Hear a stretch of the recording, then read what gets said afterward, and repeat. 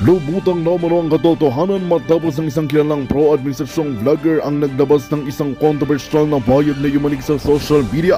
Ayon sa kanyang pasabog, di man positibo sa paggamit ng pinagbabawal na gamot sina Pangulong Kuting Jr. at unang ginang Lizada Nasmaz. Ang revelasyon ay dumating sa gitna ng kabi-kabilang batikot sa administrasyon at umano'y pagsisiyasat ng mga opisyal ng pamahalaan. Sa kanyang video, sinabi ng vlogger na hawak niyang umano'y resulta ng mga medical na pagsusuri, ngunit hindi pa ito kinukumpirma ng mga otoridad. Agad namang umani ng sari-saring reaksyon ang naturang bayag. May ilan na humihiling ng agarang imbestigasyon, habang ang iba naman ay naniniwalang ito ay bahagi lamang ng panibagong black propaganda laban sa Pangulo at sa kanyang pamilya. Nanindigan naman ng vlogger na handa siyang humarap sa anumang legal na proseso upang patunayan ang kanyang mga pahayag.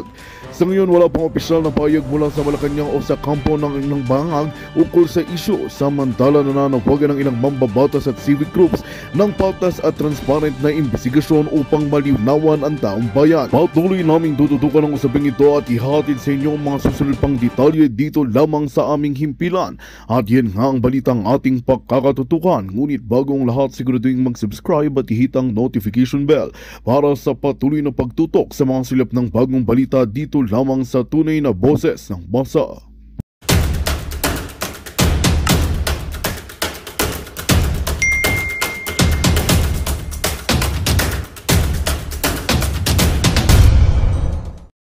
At ang ano talaga niya mga kaloys ay parang work talaga niya ay nag-iimbestiga, nag-a-analyze. Parang ginagawa natin ngayon na ina-analyze natin kung ano yung galaw nitong politiko na to, 'di ba?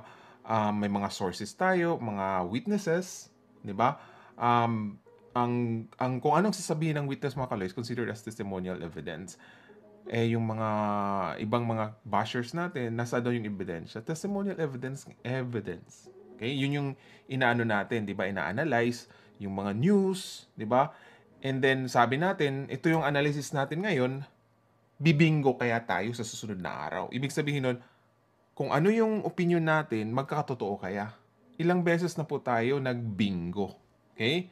Sa mga baguhan plan dito, ilang beses na po kaming nagbingo dahil nag-a-analyze po kami. Okay, ano yung mangyayari? 'Di ba? Bumingo din po tayo dung nag-discuss tayo about Laila de Lima.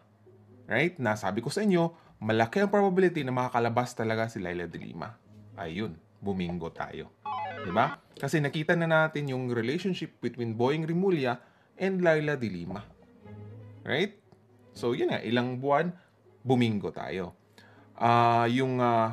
In-analyze natin yung video ni Amy at saka ni Liza, 'di ba? Sabi ko, malaki ang probability na may sigalot or may hidwaan itong si Liza at Amy. Bumingo ulit tayo.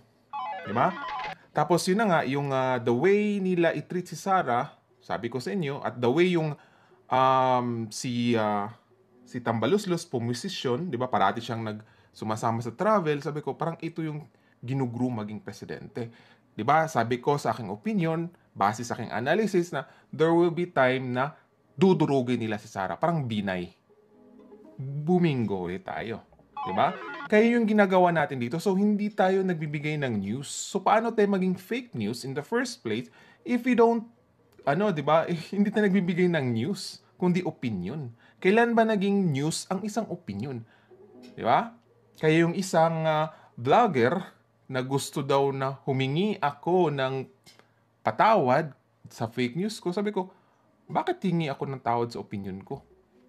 Kung hindi ka nag-agree sa opinion ko or sa aking analysis, fine.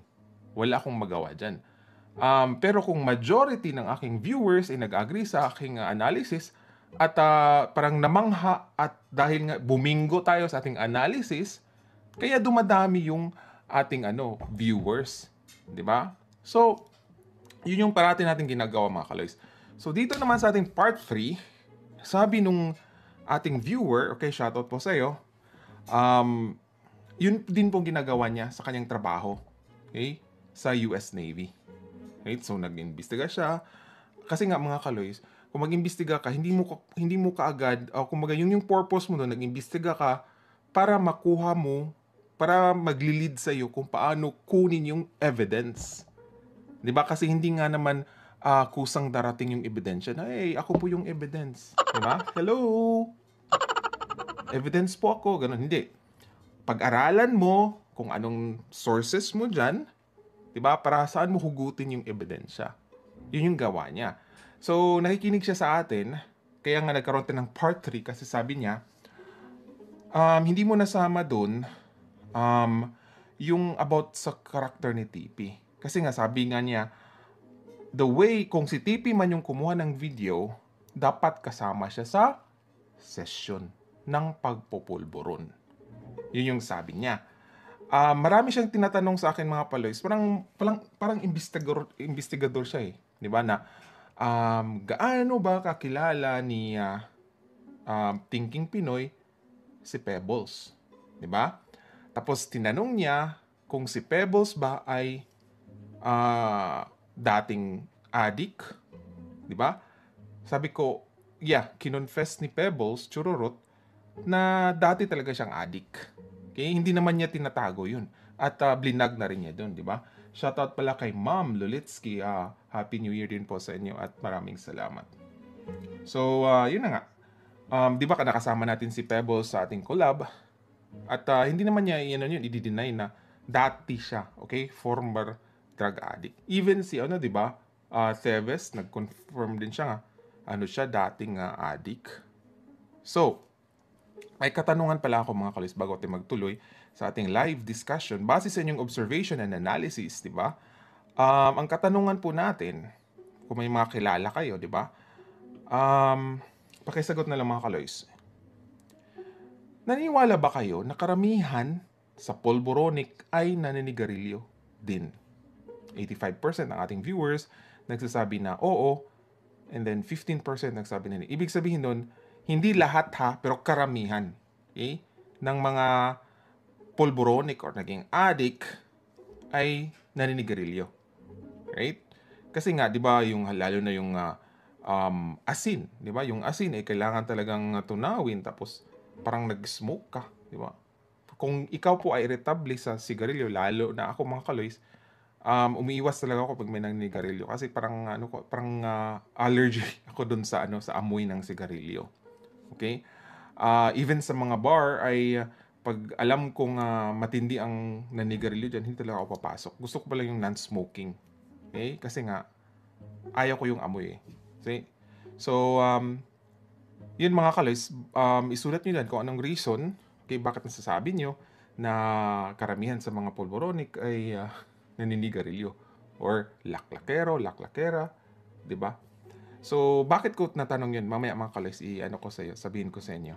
Ito ay base sa aking na-observe, right? At huwag niyo kalimutan sana mga kaloys, ang ating previous live discussion, ito po yung yung pagpapatumba ng page ni Maharlika kung saan ay yun yung pinakamaraming followers. Bakit?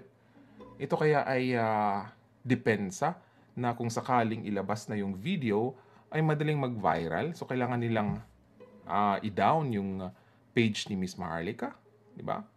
At dahil nga natataranta na sila, di ba, itong first family, parang hindi nila alam kung sino pagkatiwalaan.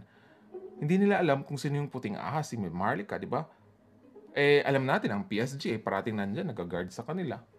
So, hindi kaya yun ang reason na kailangan nilang palitan? Baka yung puting ahas si Maharlika ay nandun? So, panoorin niyo ito mga kalis ang ating previous live discussion and maraming salamat sa inyong time. Shoutout pala kay Orlando, Nicolas at sa aking kaibigan sa LA, si Mama Ana and si Don Rolando. Thank you for always watching. Sabi ni Jai, sagot ko hindi lahat ng polboronic nagninegosyo. I mean, percentage mga kaloys.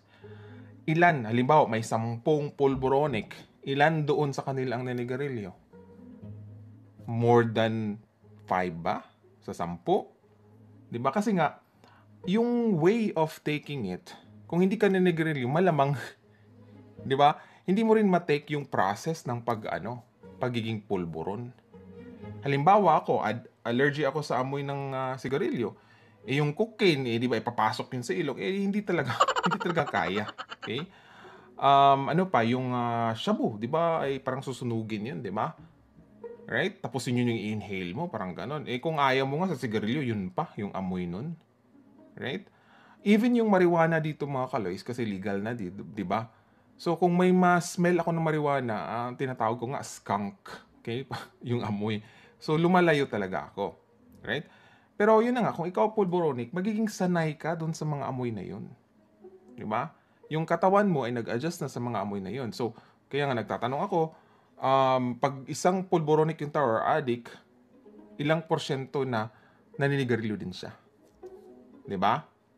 Meron bang cocaine na iniinom? Hindi ko alam mga kaloys, di ba? Pero pag nakikita natin sa mga movies, yung sinasabi nila, o yung pinapakita nila, paano like, tinitake yung para maging high, kaya para galing talaga sa ilong, di ba? Pasok talaga sa ilong, di ba? Kaya ba gustong sundutin ng taga-OFWs ang ilong ni Tambaloslos? Di ba? Baka may makuha siya dong ebidensyang polboron, di ba? So, maraming salamat sa nagbigay ng time manood ng ating previous live discussion mga kaloys. So, balik na tayo dito mga kaloys. Okay? So, alam natin ang dun sa ating part 2 na itong si Thinking Pinoy nakapasok na talaga sa First Family 2018 pa ayon sa kanya. Di ba? So, yung privacy ng pamilya ay napasok talaga niya. Di ba? Kasi nga, nandun nakatira siya daw sa bahay. Di ba? Pinakita ko naman sa inyong picture. And aside from that, ay talagang kampante ang pamilya ni Bongbong Marcos sa kay Thinking Pinoy na part na siya ng family. So, can be trusted. Pero nagkamali sila mga kalays, di ba? Kaya until now, hindi pa nagpa-press release ang pamalaan tungkol dun sa pulboronic video. Hindi nila dinideny, okay? At hindi nila kino-confirm. So, wala talaga, tahimik lang sila. Pero ang dami nga yung nagtatanong, di ba? Sabi naman ni Ijiro Shimotso, 9. So, 9 sa 10. Okay, 90%. Sabi mo, di ba? Kung may 10 pulboronic, 9 sa kanila ay naninigarilyo. Sabi ni Umerb, walang umiinom. Wala. Kasi nga, di ba, sa ilong yung cocaine, di ba? Sabi ni Al Naghi, feeling ko pulboronic din yung Tres Bayaderos na yan. Kasi labas-masok sa bilibid yung talent ni Cristobal. Yun na nga mga kaloys, gusto kong bigyan ng analysis tong Bayadneros. Kasi nga, paano sila nakapagkontrata sa bilibid, yung makaka-afford man lang ng mga talent ay mga drug lords. Nagets nyo mga kaloys? Hindi kaya dahil may tinitake din itong kanilang leader, kaya parating naka-shades kahit wala namang masyadong ilaw. Alam ko pag nag-ecstasy ka ay ang effect niyan, di ba? Ayon sa article, ay parang nasisilaw ka. Okay, kahit walang mga kaloys, direct na light sa mata mo, dahil nag-take ka ng ecstasy, ang effect nun ay parang nasisilaw ka, kaya nagsishade sila. Di ba parang wala namang araw, nasa loob naman ng studio or sa coffee shop, bakit nagsishades? Kasi nga daw, nasisilaw daw. Yun yung side effect ng ecstasy. Diba? Kaya nga, gigil na gigil itong grupo na ito, na vlogger sa akin, kasi nga, ina-analyze natin sila. Nag-analyze lang tayo. It's up to the viewer to believe or not. Diba? Kasi nag-analyze din ng ating mga viewers eh. Diba mga kaloys? Pero sabi nga, ng karamihan sa nanonood sa atin, ay tigilan na lang daw sila. Okay, fine. Okay. So, sabi ni Maria Ana Dejolo, vlog na lang, hayaan mo si Banat kung mag-vlog siya or ayaw niya, wag nang sisiraan. Well, sila nag-umpisa mga kaloys. Pero anyway, move on tayo dito kasi ito importante. Ito yung makaka-affect sa interest ng taong bayan mga kaloys. Sabi ni Supra, siguro, gusto siguro ng administration na ito na gawing Philadelphia ang Pilipinas. Well, kung wala talagang gagawin, magkakaroon talaga. Kawawa naman yung kapapuhan niya. Diba na ang buhay nila ay parang takot sila kasi nga pwede silang maging biktima ng pulboronic, and yung mga magulang naman ay naprapraning baka yung anak nila ay maging pulboronic. Diba? Kasi nga talamak at mura. Diba? Nung time ni Duterte is 5,000 ang per gram. Tapos ngayon, 900. Anong ibig sabihin nun? di ba? Dumadami ang supply. Bakit dumadami ang supply? Kasi weak ang government. Or baka pro-polvoron ang government.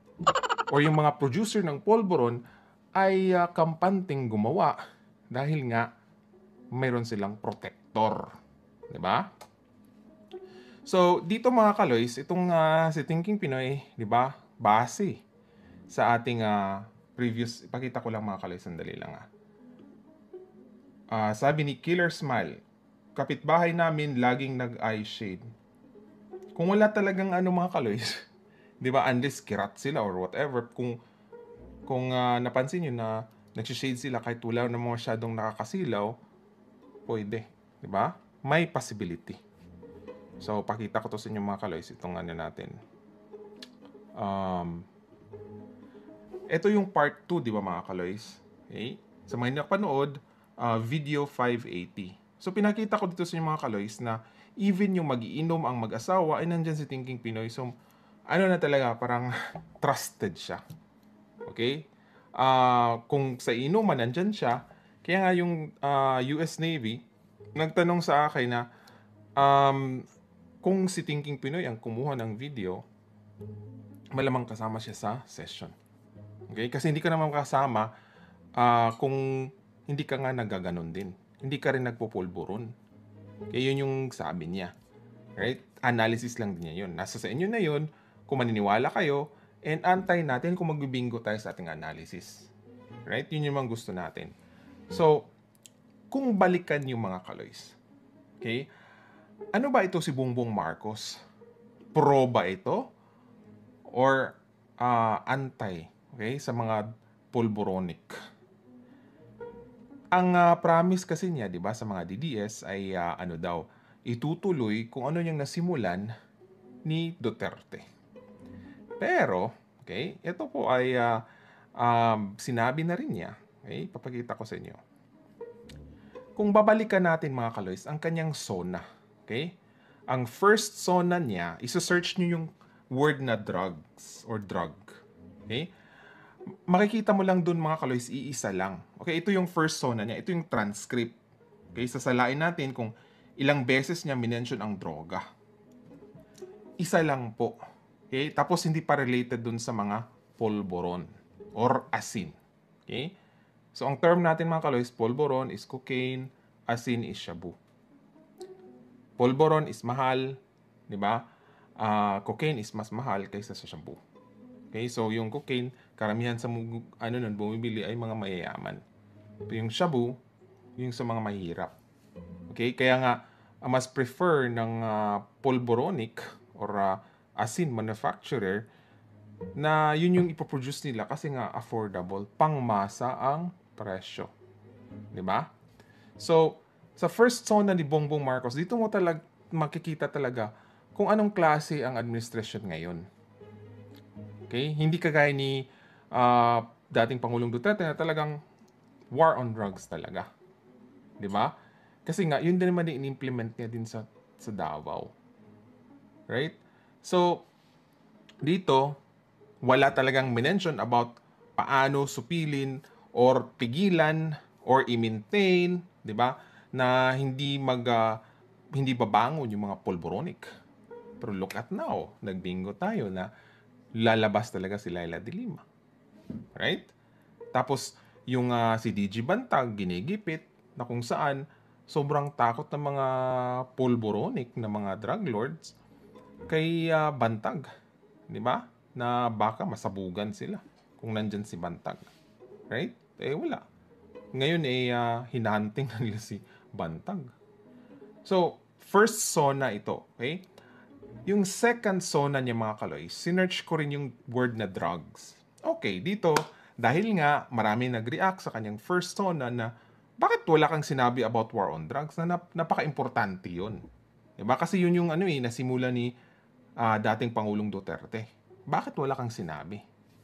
Eto, nagsabi na siya mga kaloys. Pero sabi niya dito, the campaign against illegal drugs continues. Okay? But it has taken on a new face. So, hindi na kagaya nung style ni Digong. Diba? Sabi niya dito, Nagkalagay talaga applause. So applause yung mga mga buaya. Okay? So sabi dito, it is now geared towards community-based treatment. So i-rehab na lang, education, ganun bla bla bla bla. Pero 'di ba sabi ko nga sa inyo mga Kaloys, hindi ito Marcos Sr. brand of leadership. Kasi nga sa ama ni Bongbong Marcos, kaya dito ko nainis eh.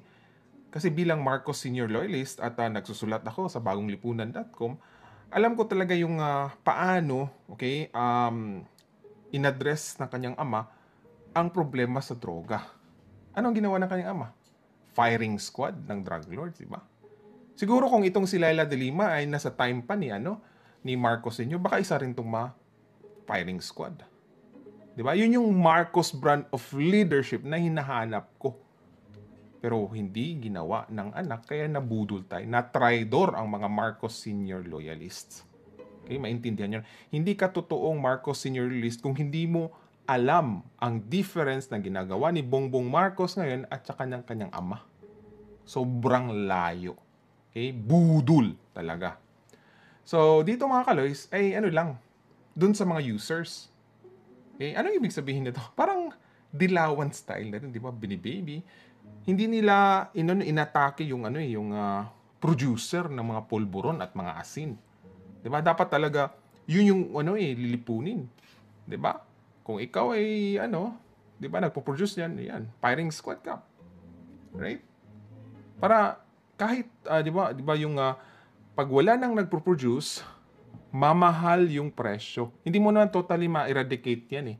Pero mamahal yung presyo ng shabu. Ibig sabihin nun, hindi siya na-afford ng mga mahihirap o yung mga estudyante kasi sobrang mahal. 'Di ba? So, yun yung mangyayari. Pero, treatment lang, 'di ba? So, patuloy pa rin yung supply. 'Di ba? Ngayon nga, nag-export nga, 'di ba? Yung kay Sayarot na case, 'di ba, na dahil nahuli siya dahil nga yung na-intercept ng Australia yung droga galing sa Pilipinas. Right? So, ano ibig sabihin nun? Maraming supply. Okay? Ang droga ngayon sa time ni Bongbong Marcos kaysa sa time ni Duterte. Kasi nga, mahal ang droga sa time ni Duterte, mura ngayon. Plus, nag-export na. That means, ang daming supply. Okay? Konti na lang yung customer o hindi kaya talagang ubusin ng customer, nag-import na lang sila o nag-export na lang sila. Yun ang nangyari. So, anong ibig sabihin nun mga Kaloys? Namamayagpag ang pulburon sa Pilipinas. Diba? Magdi-deny pa kayo? Right? Na may nahuli na nga pero pinakawalan. Bakit pinakawalan? Anong ibig sabihin nun? Diba? Anti-pulburon ba itong government or pro-pulburon? Diba? Sabi ni Liz, para matapos na kasi ang sigalot sa Pilipinas, ipalabas na kasi ang video ni Kuting ng Norte. May papakita ko sa inyo mga Kaloys na nako-connect the dots natin kung anong klase itong si Thinking Pinoy. Di ba? Yung natin dito, analysis natin dito, ay si Thinking Pinoy yung kumuha. Malaking probability kasi siya yung nakapasok sa mga Marcos na hindi siya relative. Di ba? At may tayong mga Kaloys, may ipapakita ko sa inyo na talagang masasabi mo na posible na traidorin din talaga ni Thinking Pinoy, si Bongbong or si Liza, kung mayroong hawak man siyang video. Diba? Or may palihim siyang ginawa na yung camera sa kanyang shirt, or pwede sa shades, diba? Mayroon na doon, diba? Yung mga hidden camera. Diba? Kasi nga, gusto rin niyang protection ng kanyang sarili na, sige, kung hindi niyo ibigay yung kagustuhan ko, ay ilalabas ko to. Right? Kasi nga, ang tendency nga ni Thinking Pinoy ay may pagka-traidor talaga. Hindi mapagkatiwalaan kasi yung mga kaibigan niya ay trinaidor niya. Okay? So, dito mga Kaloys, may ipapakita ko sa inyo na pwedeng mangyari ngayon. Diba? Kaya nga sabi ko, Thinking Pinoy, ilabas mo na ang pulburon video bago ka pa magurgur or ma-persified. Eto mga Kaloys. Diba? December 15, 2017, ito si Thinking Pinoy ay nag-expose about may isang vlogger na nagpupulburon. Okay? Actually, namatay na siya mga kaloys, di ba? Ito po ay si Attorney Bruce Rivera. Okay? So magkabilang buhay na po siya. Pero balikan lang natin itong issue na to kung paano ito si Thinking Pinoy ay in-expose niya na pulboronic yan na vlogger. Okay? Nasa page niya to, hindi pa niya binura. Di ba? Dito mga kaloys, sinabi niya na si Pebbles Cunanan, di ba? Sabi niya, photo taken from Pebbles Cunanan's post. According to sources, Pebbles is the self-confessed drug user. So, dating pulboronic si Pebbles. Okay? Na ngayon nakasama natin ng collab, di ba? At gigil na gigil kay Lisa. Right? So, nung tinanong ako ng US Navy na ito bang si Pebbles ay dating nagpupulboron, sabi ko, oo, kasi nakita ko yung post niya. So, ibig sabihin niya, ibig sabihin nun, kasi nga naging friends sila, malaking probability na itong si Thinking Pinoy ay pulboronic din. At kung siya ay pulboronic, malamang bibingo tayo sa ating analysis na si Thinking Pinoy nga ang may kopya ng video. 'Di ba? Dito mga kaloys, 'di ba pinost niya yung yung conversation. 'Di ba na itong inamin ni Attorney Bruce dito na nagtitake siya ng meth, 'di ba? Ito yung shabu. So pulboronic siya. Right? Ito yung pinost yun ni Thinking Pinoy.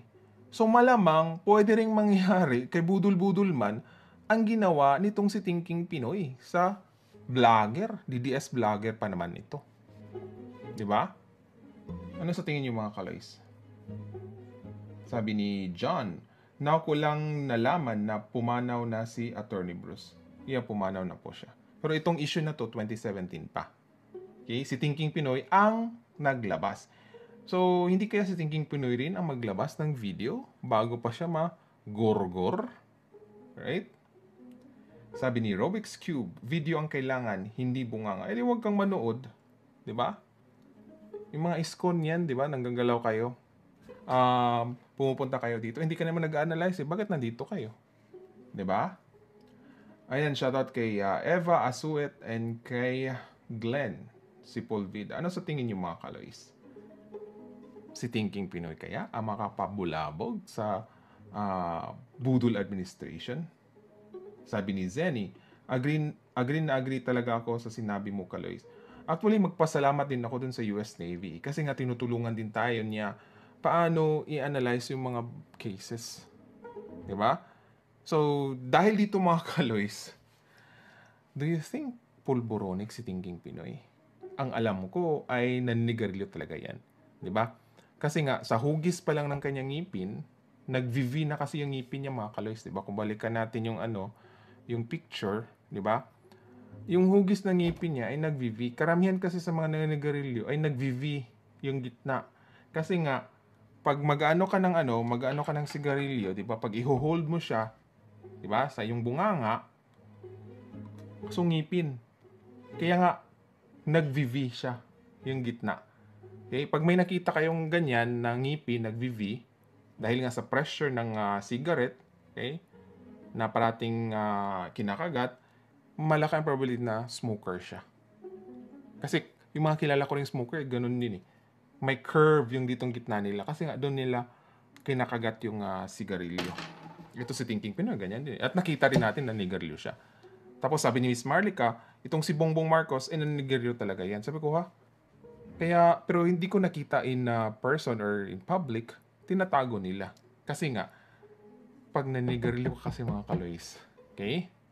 Malaki ang probability, okay? Na pwede kang maging pulboronic. Kasi nga, sabi ko sa inyo, di ba, ilang percentage yung mga pulboronic ay nanigarilyo din. Malaki. Kasi sabi ko nga sa inyo, sa ilong pinapasok ang cocaine, di ba? Yung yung shabu ay sa ilong din papasok. Kung hindi ka nanigarilyo, hindi talaga masanay yung ilong mo sa ganung mga amoy. Di ba? Sabi ni Rose, si TP na inggit noon kay Attorney Bruce dahil kasama ni VP Sara noon pumunta sa Davao. Yep. Okay. Alam din ni Inday Sara na magkalaban talaga sila. Sabi ni Marlon, Ay, sino pa ba para sa akin? My own opinion is 101% ako dyan kay TP is very intellectual mentally but lumihis ng landas niya. Well, kung sasabihin mo na maraming matatalino na nakukurap, punta ka lang sa Kongreso. Okay? Until now, hindi pa sila nagbigay ng kanilang resibo sa kanilang MOE. Sabi ni Minda Diaz, naninigarilyo yan si Nieta pag nagla-live. See? Di ba? Magbibinggo kaya tayo mga kaloys sa ating analysis dito. Sabi ni Stan, mabuti na lang naka-veneer ako kaya kahit nag-yosi ako hindi halata. Pero paparo yosi lang ako, hindi ako nagpupulburon. Part ka dun sa maliit na percentage hindi nagpupulburon. Kasi hindi naman lahat na nanigarilyo nagpupulburon. Kaya sabi ko nga sa inyo, ilang percentage? 50% ba? 60% ba? Pero di ba kung makakausap ka ng isang pulboronic, ilang percentage magbibingo ka na sasabihin mo na nanigarilyo ka, no? Malaki ang probability. Di ba? Na magbibingo ka, sabihin mo, oy, pulboronic ka, nanigarilyo ka, no? Di ba? Magbibingo ka talaga. Okay? Sa yung analysis na, ay, nanigarilyo to kasi pulboronic. Sabi ni Apricot, analysis and commentary dito. Kaya nga, hindi yun naintindihan ng mga Iskonians. Kaya inaatake nila ako, nagne-news daw ako. Because they don't know the difference between news and opinion and analysis. Hayaan mo na sila. Kaya nga nag-Iskonian yan eh. Hindi nag-iisip. Sabi ni Omar, shabu, hindi lang sa ilong. Hindi sa ilong, cocaine lang. Ano ba yung shabu sa, sa bibig? Kasi kung sa bibig mga kaloys, nairita din ako sa, yun na nga, sa kung malanghap mo yung yung sigarilyo, mairita ka talaga. Okay? I know yung mga ayaw sa sigarilyo, makaka-relate din talaga. Sabi ni Oryx, hindi rin ilalabas ni TP kung siya ang may hawak ng video. Well, depende kung sino mag-pressure sa kanya. Diba? Kung itong pulboronic na administration, ipipressure siya, tanongin siya, may tinatago ka ba diyang video? Di ba? Kasi nga, until now, hindi din ninanay ng administration na yung pulboronic video, hindi yan totoo kasi ako, si Bongbong Marcos, hindi naman ako, nagko-cocaine. Walang ganun. Okay? Walang ganun na, sinabi. Wait lang mga kaloys, may isa akong information. Okay? Kasama sana dito sa ipapakita ko sa inyo. Okay? Kasi nga, di ba tinanong si Bongbong Marcos, okay? Na kung daw siya, cocaine. Okay? Wait lang mga kaloys, Okay, dito. January 22, 2022. Okay? Ang sagot niya mga kaloys, nung tinanong siya na, nagko-cocaine ka ba? Di ba? Doon mo makikita mga kaloys na bibingo talaga tayo sa ating analysis dahil sa kanyang sagot. Okay? Kasi nga, yung pag-interview sa kanya, parang hindi siya prepared. Kasi nga, di ba, itong si Bongbong Marcos ay sanay talaga na may advanced question. Sabi ni Miss Marlica, tuwing mag-live sila or mag-interview, talagang may advanced question. So, makaka-prepare siya kung ano isasagot niya. Dahil nga, yun yung kagawian, di ba, ng kanyang political career, na pag tuwing may interview, may advanced question, parang ka-prepare siya. Parang spokesperson nga siya. Right? So, malay natin, si Lisa Smugs ang sumagot nun, di ba, ng mga prepared na questions, di ba? Tapos, memorize lang niya, di ba? Ang dali lang, di ba? Kaya nga yung Machiavellian na yan, di ba? Nagulat ko, galing! Kaya, di ba, sabi ko nga, may utang pa yan si Carlos. Okay? Dapat sabihin nila kung talaga bang may prepared question. Right? Mahirap na tanongin mga kaloys. Lalo na sa politiko. Right? Itanong mo yun.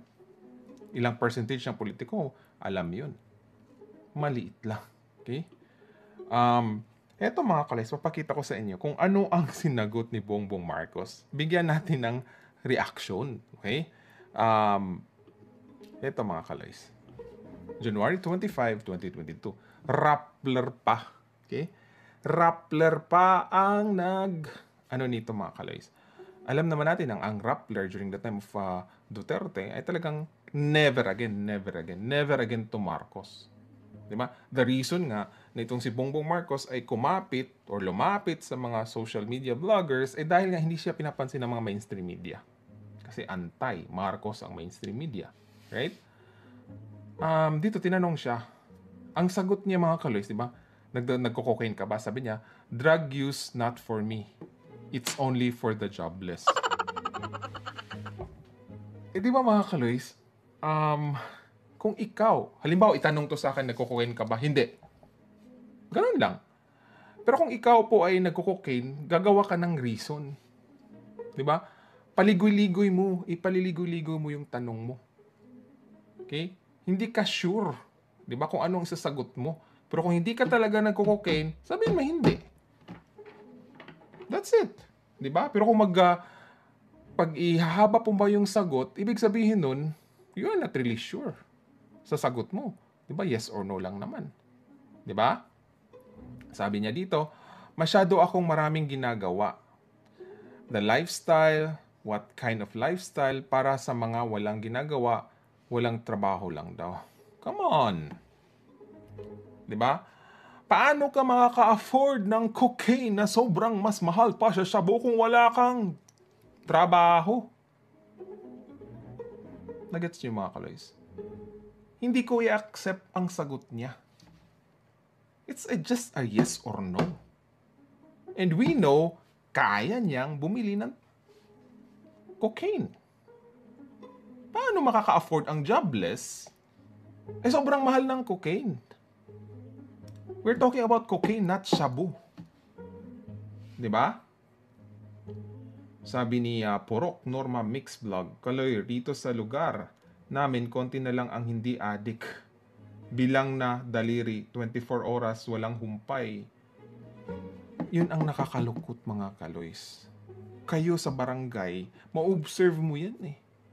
Kung tataas ang krimen, tataas ang nakawan, yung kapitbahay mo, yung anak niya, naging pulboronic.